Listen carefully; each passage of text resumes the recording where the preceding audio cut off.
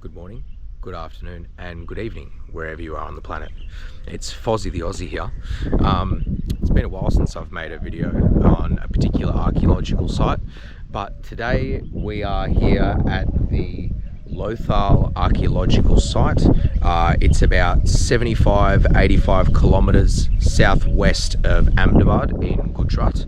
Now, this site was rediscovered I believe in the 1950s, and excavation begun somewhere in the early 1980s. This site is from the Indus Valley Civilization. This is essentially a dockyard that has been dated to around about 4500 BC. There is some ruins that do remain. I'm not sure if you can see them, but there's some over there that I'll be taking closer footage of. Right behind me, unfortunately, is a flooded area of the site. This is a dockyard, but as you can see, it's currently flooded. There's a staircase that leads down, but they have blocked it off because, well, they don't want people swimming with the fishes, essentially. So yeah, I'll take you guys around the site. We're here this morning. It's currently about 10 a.m. After we're done here, we are going to go to Modera Sun Temple, which is about 150 to 200 kilometers north of here. And I'll be showing you guys that site as well, which has a Surya Mandir and a couple of other features. But I'll go into more deliberation and discussion when we get there. So for now, enjoy, and I will show you guys some footage of the site. Take care.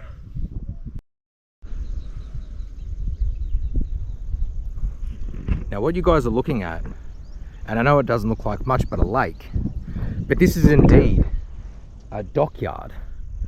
Now it's currently flooded from the post-monsoon season, but if you can see, and I might take some photos, you'll see this white line that runs along here. This is the boundary wall from where the boats would come in and sit here, and people would come and collect the goods that would then be stored in the warehouses, moved to the acropolis, and subsequently the town on the other end of this site. Now, boats from all over the subcontinent on the coastlines, including the Arabian Peninsula and likelihood down into Southeast Asia, would come and bring their fine threads and their silks and their pottery and their jewels and maybe even livestock, whether it's fish or cows or sheep or anything for that matter, to be traded here in a place where Harappan seals were created and made and pottery was made, and it's just a very unique site. But unfortunately, I'm not planning on swimming today, so I can't show you what's under the water. But I'll let you imagine just how many vessels could have fit in here, how many large boats would have come in day to day and dropped off their fine goods for trading further inland for the Indus Valley Civilization, or the Harappan Civilization as it's known. But yeah, it's just, it leaves me a bit bewildered, to be honest, because it's quite a peaceful area. This is in the middle of nowhere, literally. It's amongst farm area, it's amongst farmland, but there's not much to see, but I certainly love it.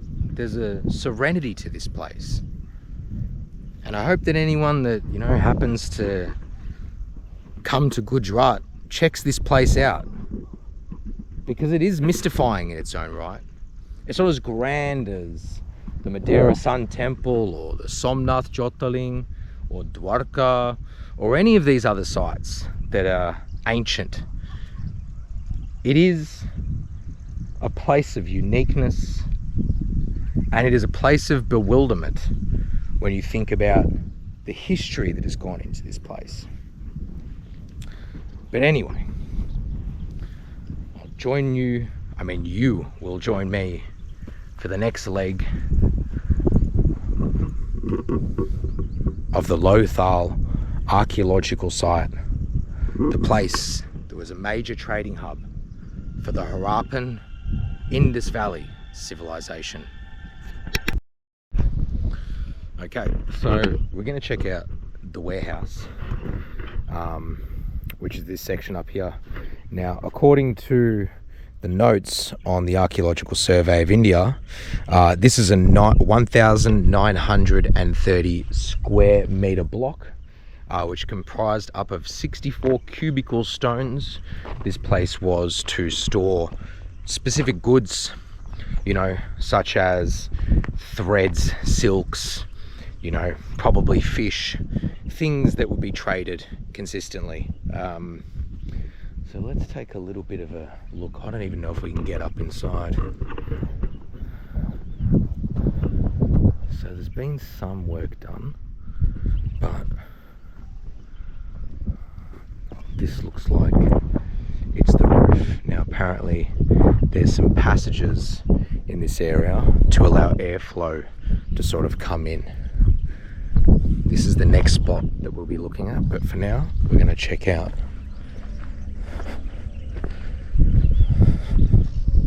The bricks, man, they burnt bricks in the kiln.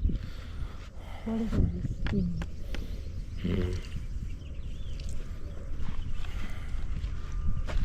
I don't know if they're supposed to go there, but... Look, I'm not too sure. I don't want to get all the ground's hollow with ant hills and ant mounds. Yeah,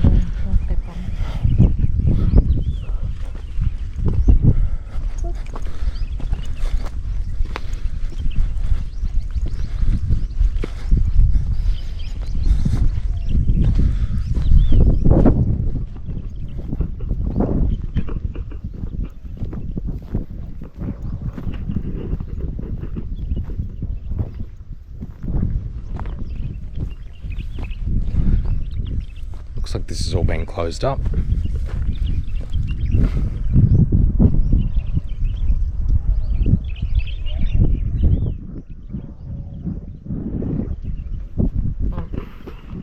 It's not really much to look at so far, but I've got a lot of comfort that I'm going to see some interesting things with the rest of this Lothal site. But yeah, apparently this was some form of storage, the warehouse. Not much of a warehouse anymore, unfortunately. As I said earlier, this site's been dated to around 4500 BC. So 3500 BC, I do apologize, but I'll see. I think it might be 4500.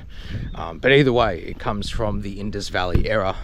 Now, for those that aren't aware, the Indus Valley Civilization basically spanned from the central and western India into what is now Pakistan, and even extended into the south and eastern sides of Afghanistan. So it was quite a massive civilization, and there's been many seals that have been found. There's a couple of famous seals that people like Graham Hancock and others you know, talk about and showcase on their particular, you know, YouTube pages and Instagram profiles, etc., etc.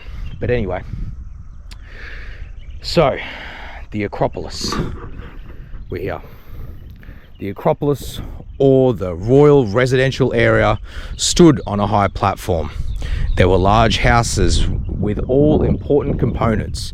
The remains of Acropolis are trapezoidal in plan, measuring 117 meters east-west, 136 meters on the north, and 111 meters on the south. The main residence stood on a 3.5 meter high podium, measuring 126 by 30 meters, with 3 streets and 3 lanes, and had a brick-lined well. An elaborate drainage system was attached to the baths. The small dwellings of the Acropolis had 12 houses of uniform dimensions in a row, with an equal number of baths connected through tunnels, with a sewer in the street. The main drain of the Acropolis ran underground and discharged at the dock. So I'm not sure what happened between, for all intensive purposes, we'll say 4000 BC and now, but they knew how to build a decent drainage system, clearly.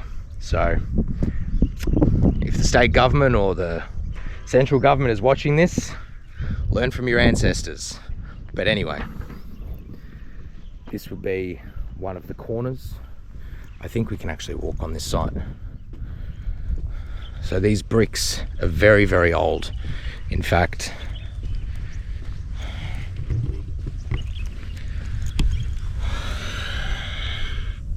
very, very old. It's not much to look at. And I know that people may just assume, oh, well, Fozzie, it's just a bunch of bricks and mortar. And you'd be right in saying that.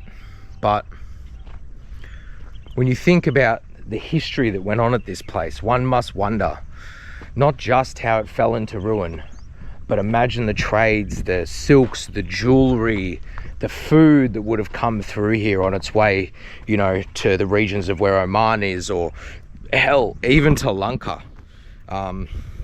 This was a massive trading port at one point in the distant past. So,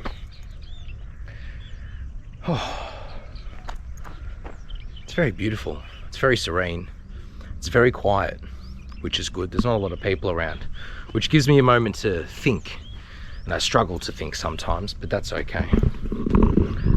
So let's have a look.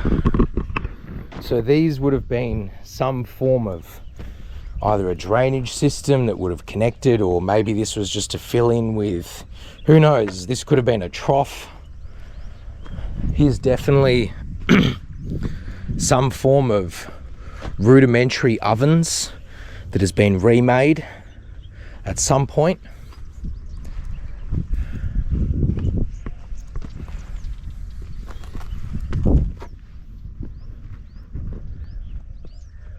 What's that?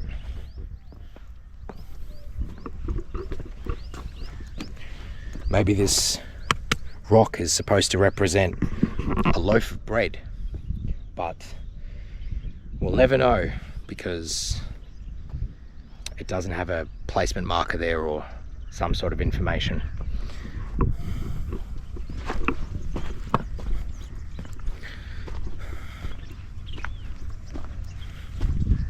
God, imagine being the first person in thousands of years to stumble across this. They just happen to kick their foot, you know, and like, oh, what's that? And then before you know it, you've walked on and stumbled across a very large archaeological site. And what a site it is.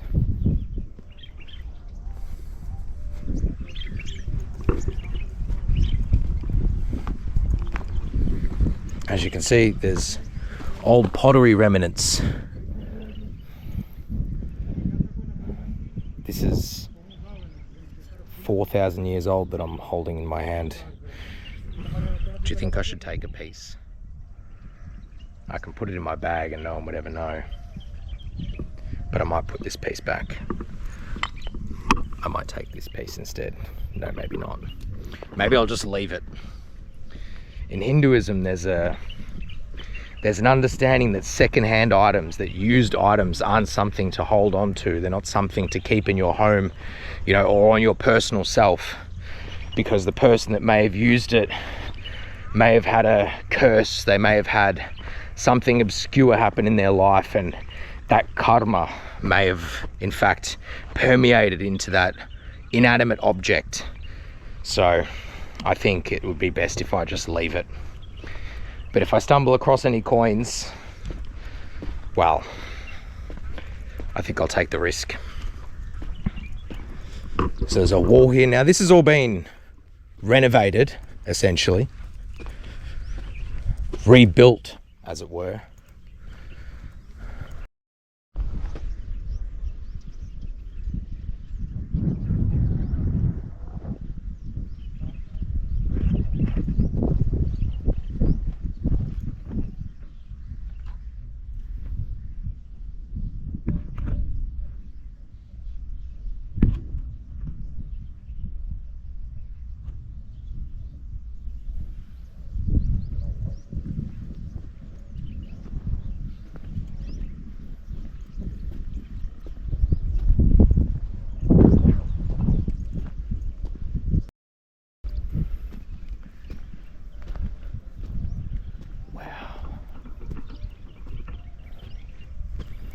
as you can see.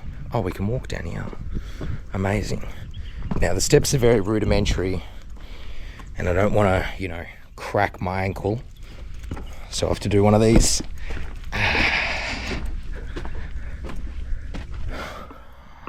Wow.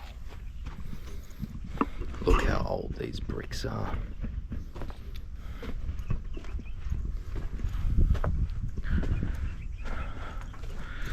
That's not that old, but that's okay.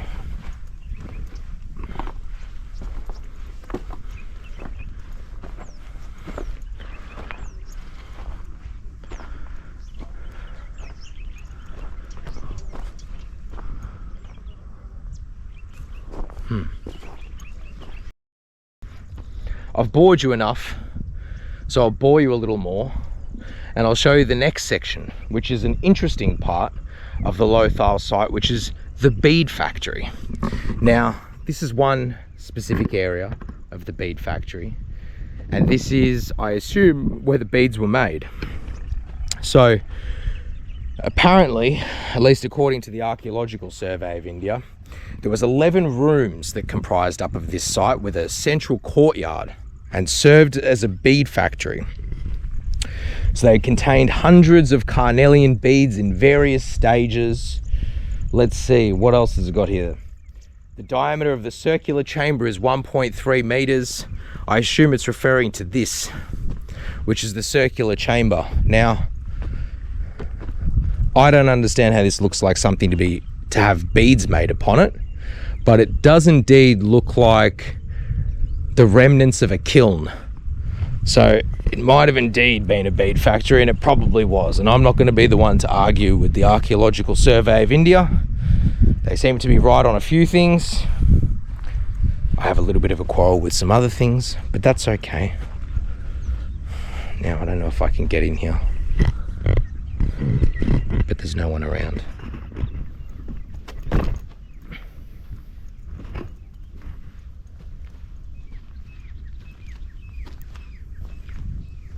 Now, humans may not be able to get their hands in here, but certainly some animals got in here and taken a big old dump. Be a mouse, maybe a rabbit, or a rat, probably a mouse. There's an exit hole here. I'm not sure what this would have been used for, but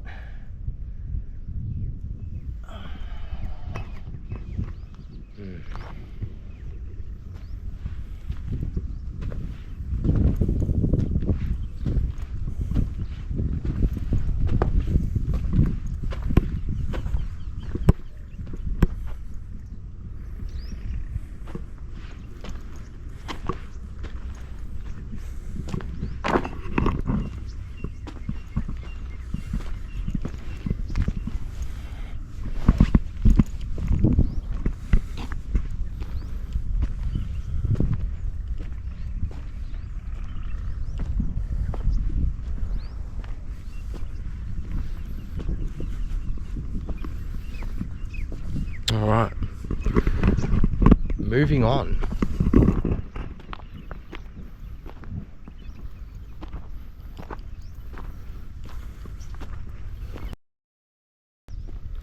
So now we are at the lower town, an area where mainly artisan class resided. This area is also equipped with crucial civic amenities, and in fact drainage and water facilities are some of the stunning examples of early urbanization of the subcontinent. The streets were paved with mud bricks with a layer of gravel on top. In the lower town, residential houses and small workshops are built in straight rows on either side of the street. A significant feature of the area is that a uniform width was maintained throughout any sign of encroachment. Some ideas of the two-roomed workshops of coppersmiths and bead makers who carried on their trade can be seen from the remnants of walls. The first house on the eastern margin of the main street is noted for fire altars and a couple of storage jars embedded in the floor. Adjoining this house to its north is what appears to be a two-roomed shop, and next to it, but separated by a north-south lane, is a coppersmith's workshop. Houses belonging to artisans such as coppersmiths and bead makers have been identified from the presence of kilns raw materials and artifacts. Now, I'm hoping some of this is still here. Probably not, because I believe most of the actual remnants of items that have been located have been moved to the museum, which from my understanding is currently closed, but we'll find out. So this is the site. This is what they see as a town. Now, if I was to be a betting man, it doesn't seem like much of a town for a place that's supposed to be one of the oldest remnants of a dock or a shipyard, in fact, in the state of Gujarat, let alone all of India. But one can assert that under all of this growth, under all of this natural growth, there are indeed more remnants that have not been uncovered. Now, will they ever be uncovered? I'm not certain. That would be up to the Archeological Survey of India, but it would be interesting if they did.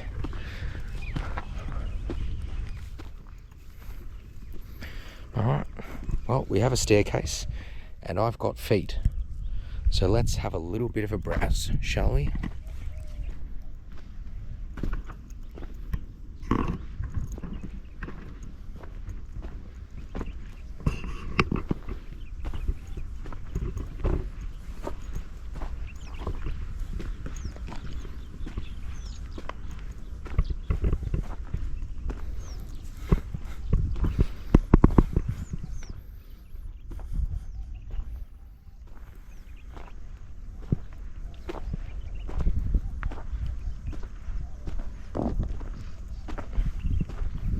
Oh,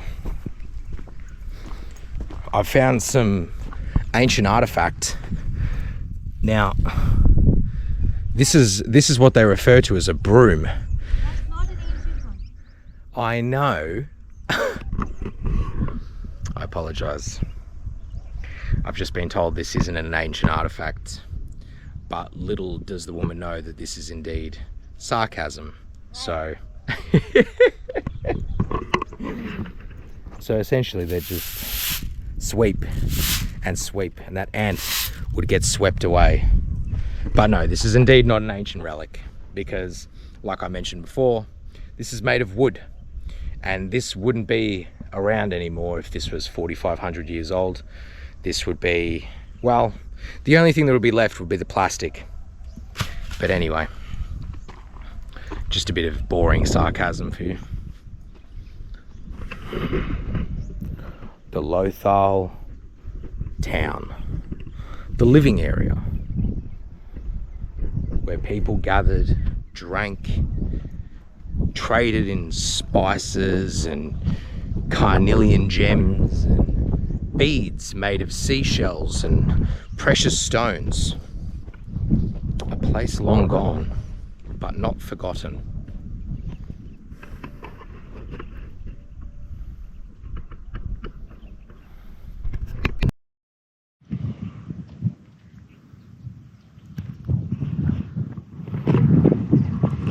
Now,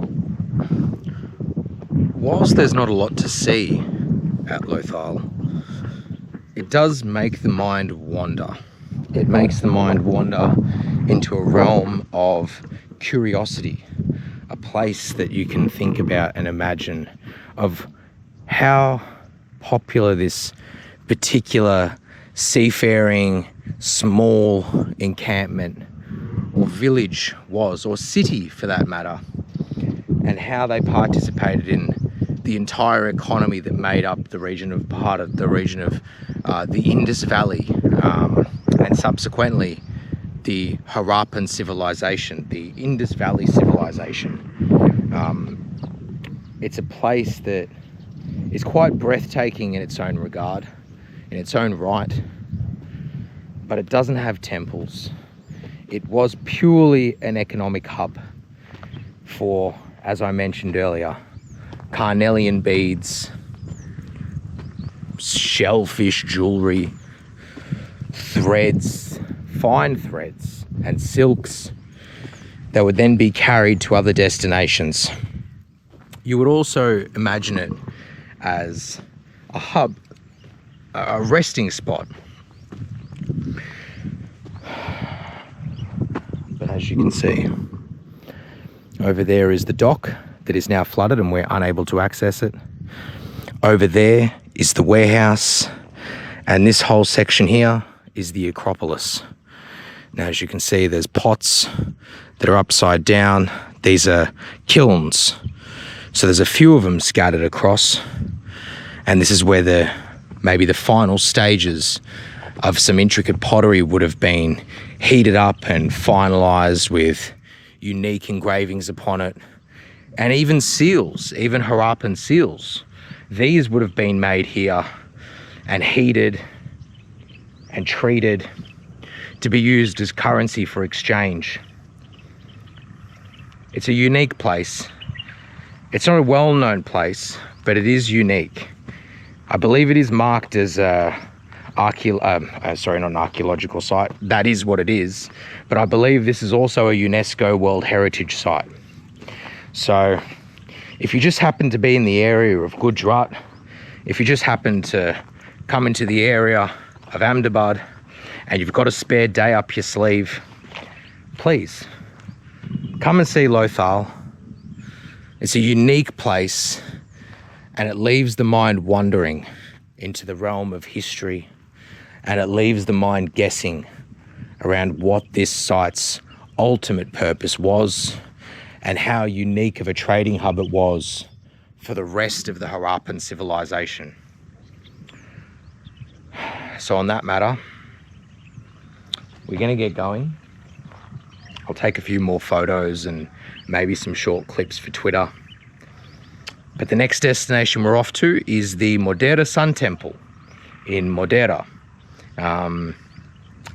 As I mentioned, about a 2-hour drive, but we'll see how long it takes us to get there.